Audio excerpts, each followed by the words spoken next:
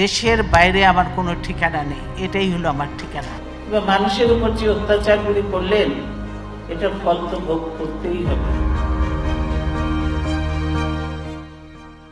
বেগম খালেদা জিয়া বাংলাদেশের প্রথম নারী প্রধানমন্ত্রী।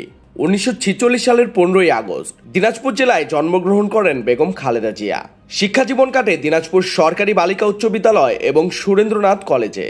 1960 সালে তিনি শহীদ রাষ্ট্রপতি জিয়াউর রহমানের সঙ্গে বিবাহ বন্ধনে আবদ্ধ হন।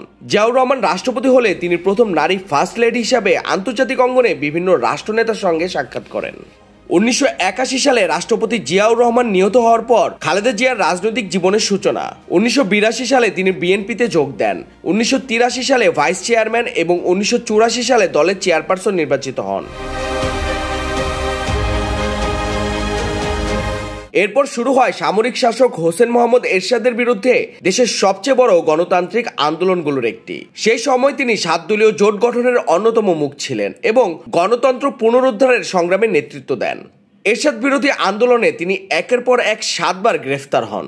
ঢাকা বিশ্ববিদ্যালয় থেকে শুরু করে দেশের বিভিন্ন ক্যাম্পাসে জাতীয়তাবাদী ছাত্রদল সক্রিয় ভূমিকা রাখে। অবশেষে 1990 সালে এরশাদ সরকারের পতন ঘটে। 1991 সালে অনুষ্ঠিত অবাধ নির্বাচনে খালেদা জিয়া বাংলাদেশের প্রথম নারী প্রধানমন্ত্রী নির্বাচিত হন। তার শাসনামলে বাংলাদেশ সংসদীয় গণতন্ত্রে রূপান্তরিত হয়। নারী শিক্ষা বিস্তারে বড় মাইলফলক স্থাপিত হয় এবং তৈরি পোশাক শিল্পে কর্মসংস্থান দ্রুত বৃদ্ধি পায়। গঙ্গার পানি বন্টন ইস্যু তিনি আন্তর্জাতিকভাবে তুলে ধরেন। এই দেশ, এই দেশের মাটি, মানুষই আমার সবকিছু। 2001 সালে আবারও নির্বাচনে তিনি প্রধানমন্ত্রী হিসেবে যোগদান করেন। শিক্ষা, কর্মসংস্থান, অবকাঠামো খাতে কিছু উল্লেখযোগ্য উদ্যোগ আসে এই সময়। 2006 সালে তত্ত্বাবধায়ক সরকারের হাতে ক্ষমতা হস্তান্তরের পর 2007 সালে তিনি জরুরি অবস্থার সময় গ্রেফতার হন। পরে বিভিন্ন সময় মুক্তি পেলেও রাজনৈতিক অস্থিরতা, মামলা ও স্বাস্থ্য জটিলতা তাকে দীর্ঘদিন আলোচনার কেন্দ্রে রাখে। আমরা কখনো ছাত্র দলকে বলি না যে তোমরা যাও লাঠি সোটা এই বন্দুক নিয়ে যে মারামারি করো। নির্বাচনে বিএনপি ইনশাল্লাহ জনগণ ভোট দিতে পারলে অবশ্যই ক্ষমতায় যাবে। 2018 সালে খালেদা জিয়াকে জিয়া অরফানেজ ট্রাস্ট ও জিয়া চ্যারিটেবল ট্রাস্ট মামলায় 17 বছরের সাজা দেওয়া হয়। সে সময় তাকে দীর্ঘদিন কারাবন্দী রাখা হয় এবং চিকিৎসার জন্য হাসপাতালে যাওয়ায় বাধা দেওয়া হয়। পরবর্তীতে স্বাস্থ্যগত কারণে সীমিতভাবে তাকে বাড়িতে মুক্তি দেওয়া হয়। মুক্তির পর রাজনৈতিক ও স্বাস্থ্যগত কারণে কার্যক্রম সীমিত থাকে।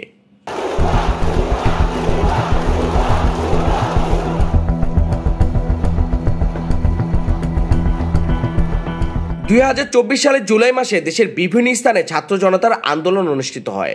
সেই আন্দোলনের ধারাবাহিকতায় 24-এর 5 আগস্ট হাসিনার পতনের পর খালেদা জিয়া সকল মামলায় খালাস পান। দুর্নীতি, গণতন্ত্রের ধ্বংসের স্তূপের মধ্য থেকে আমাদের নির্মাণ করতে হবে। খালেদা জিয়া 8 জানুয়ারি 2025 রাতে কাতারের আমিরের পাঠানো বিশেষ এয়ার অ্যাম্বুলেন্সে ঢাকা শাহজালাল আন্তর্জাতিক বিমানবন্দর থেকে লন্ডন যান।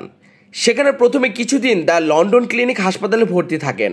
পরে তিনি তার ছেলে তারেক রহমানের বাড়িতে থেকে চিকিৎসা চালিয়ে যান। প্রায় 4 মাসের চিকিৎসার পর মে 2025-এ তিনি ঢাকায় ফিরে আসেন।